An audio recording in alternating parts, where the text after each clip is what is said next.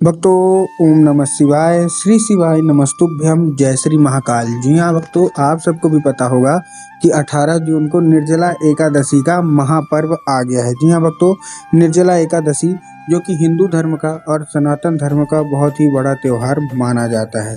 पूज्य गुरुदेव कहते हैं कि जितना महत्व हिंदू धर्म में प्रदोष के व्रत का होता है, जितना महत्व सोमवार की अष्टमी का होता है, उतना ही ज़्यादा महत्व हमारे किसका होता है, निर्जला एकादशी का।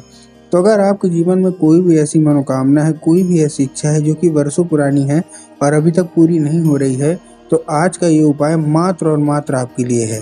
क्या करना है, कैसे करना है, पूरा आपको समझाने वाला हूँ। तो बस उपाय ध्यान से सुनिएगा, अच्छे से करिएगा। अगर आपने आज का ये उपाय ध्यान से सुन के अच्छे से कर लिया तो 100% है कि आपकी जो भी इच्छा है, जो भी मनोकामना है, अवश्य रूप से पूरी होगी ही होगी। देखिए, कोई भी मनोकामना हो, चाहे वो धन प्राप्ति मनोकामना हो, चाहे वो कर्जा मुक्ति की मनोकामना हो, चाहे कोई बीमारी की मनोकामना हो, जो कोई भी मनोकामना हो अभी तक पूरी नहीं हो रही है, तो आपको ये उपाय अवश्य रूप से करना ही करना है। देखिए, पूज्य गुरुदेव की जो कथा होती है, जैसे कि आपको पता होगा कि पूज्य गुरुदेव की कथा में लाखों की भीड़ आती है, ठीक। और जब गुरुदेव की कथा में लाखों की भीड़ आती है तो वहाँ जितने भी भक्त होते हैं वो क्या करते हैं, जिनको अपनी मनोकामना गुरुदेव तक पहुंचानी होती है, वो पत्र के द्वारा अपनी मनोकामना गुरुदेव तक पहुंचाते हैं। तो पिछले साल की जो निर्जला एकादशी का जो व्रत था, उसके पहले गुरुदेव की कथा चल रही थी, ठीक। तो गुरुदेव की कथा में लाखों की भीड़ आई। जब गुरुदेव की कथा में लाखों की भीड़ आई तो वहाँ जितने भी भक्त थे, ज़्यादातर लोगों ने क्या किया, गुरुदेव को उन्होंने पत्र लिखा और पत्र के द्वारा अपनी मनोकामना गुरुदेव तक पहुंचाई। जब गुरुदेव ने कुछ पत्र पढ़े तो उसमें यही लोगों की मनोकामना थी अलग अलग। किसी की धन प्राप्ति की मनोकामना थी, किसी की कर्जा मुक्ति की मनोकामना थी, किसी की बीमारी की कोई मनोकामना थी कि हमारी बीमारी ठीक हो जाए। तब गुरुदेव ने जब ये देखा, तब गुरुदेव ने 2 से 3 उपाय बताए और कहा, केवल और केवल ये उपाय कर लेना, तुम्हारी जो भी इच्छा है, जो भी मनोकामना है, वो अवश्य रूप से पूरी होगी होगी। बस निर्जला एकादशी के दिन उपाय अवश्य रूप से कर लेना। लोग गए, निर्जला एकादशी का दिन आया, लोगों ने उपाय किया और आप विश्वास नहीं मानोगे, मात्र 1 से 1.5 महीने के बाद वो गुरुदेव की कथा में वापस आ गए। जब वो गुरुदेव की कथा में वापस आए तो उन्होंने फिर से गुरुदेव को पत्र लिखा, लेकिन ये वाला जो पत्र था, ये गुरुदेव को धन्यवाद के रूप में पत्र था कि गुरुदेव धन्य हो आपका, आपके द्वारा बताया गया उपाय हमने कर लिया है, हमारी सारी की सारी इच्छा पूरी हो गई है, आपका कोटि कोटि धन्यवाद। तो देखिए, जो लोग मेरी आवाज़ सुन रहे हैं ना, अगर आपको भी जानना है कि आखिर ऐसा कौन सा उपाय है जिसको करने मात्र से लोगों की सारी जो इच्छा होती है, सारी की सारी जो मनोकामना होती है, अवश्य रूप से पूरी होती है, तो चलिए हम बताते हैं आपको आज की इस वीडियो के माध्यम से। लेकिन उससे पहले चैनल पे अगर पहली बार आए हैं और आवाज़ मेरी पहली बार सुन रहे हैं, तो वीडियो को कर दें लाइक और चैनल को भी कर लें सब्सक्राइब, ताकि पूजनीय पंडित प्रदीप जी मिश्रा के रोज नए नए उपाय जो कि मैं उनकी कथा से सुनता हूँ, श्रवण करता हूँ, सबसे पहले मैं आपको प्राप्त करा सकूँ, ठीक है। तो देखिए, जो हमारा सबसे पहला उपाय है वो धन प्राप्ति का उपाय है। अगर आपके जीवन में धन की कमी है, धन प्राप्ति नहीं हो पा रही है, तो ये उपाय आपको अवश्य रूप से करना है। इस उपाय में आपको क्या चाहिए, इस उपाय में आपको 7 बेलपत्र चाहिए। कितने? 7। अब देखिए, जब आप 7 बेलपत्र ले रहे हैं तो आपको 7 ही लेना है, न 6 न 8, केवल 7। और जब बेलपत्र ले रहे हैं तब आपको ध्यान रखना है कि बेलपत्र कहीं से भी कटा फटा नहीं होना चाहिए, कहीं से खंडित नहीं होना चाहिए, कहीं से मुरझाया हुआ नहीं होना चाहिए। बहुत सारे लोग गलती क्या करते हैं, खंडित ले लेते हैं।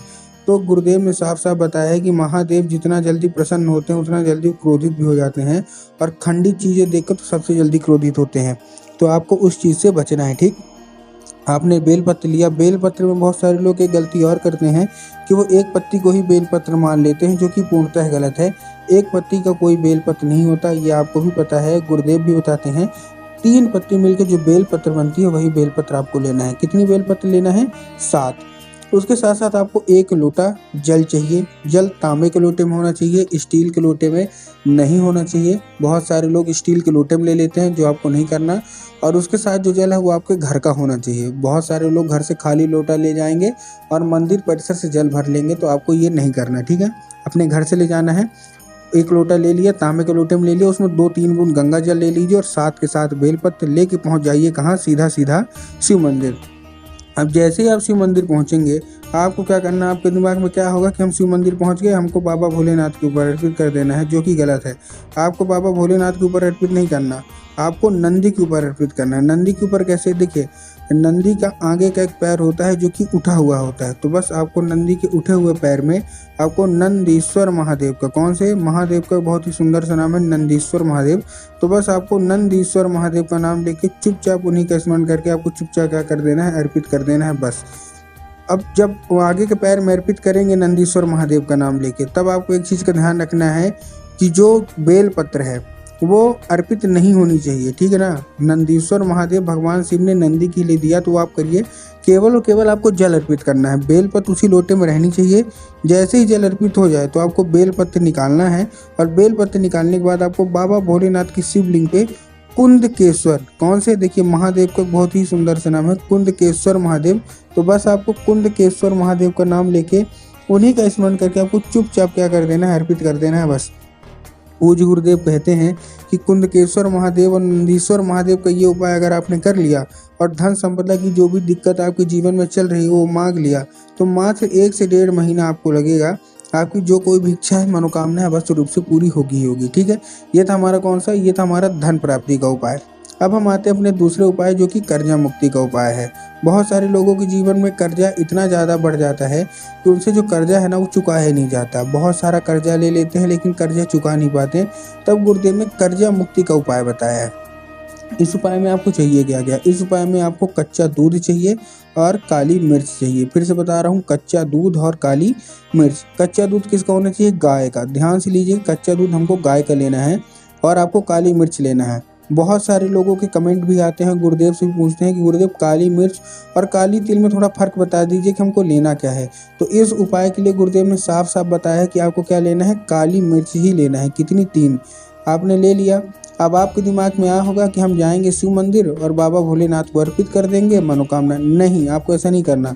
आपको शिव मंदिर नहीं जाना, आपको जाना है बरगद के पेड़ के नीचे। कहाँ जाना है, बरगद के पेड़ के नीचे। बरगद के पेड़ में स्वयं महादेव का वास होता है, ऐसा गुरुदेव ने बताया। जैसे आप पहुंचे बरगद के पेड़ के नीचे, निर्जला एकादशी के दिन सुबह से लेकर शाम तक कभी भी उपाय कर सकते हैं, ठीक है।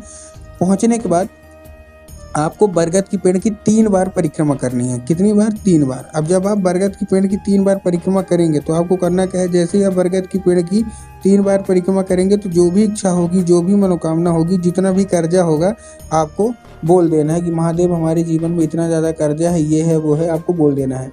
उसके बाद आपको क्या करना है, बटकेश्वर महादेव का नाम लेके। कौन से, महादेव का बहुत ही सुंदर सा नाम है बटकेश्वर महादेव। तो बस आपको बटकेश्वर महादेव का नाम लेके उन्हीं का स्मरण करके आपको अर्पित कर देना है, और जितना भी कर्जा होगा सारा का सारा आपको क्या कर देना है, बोल देना है।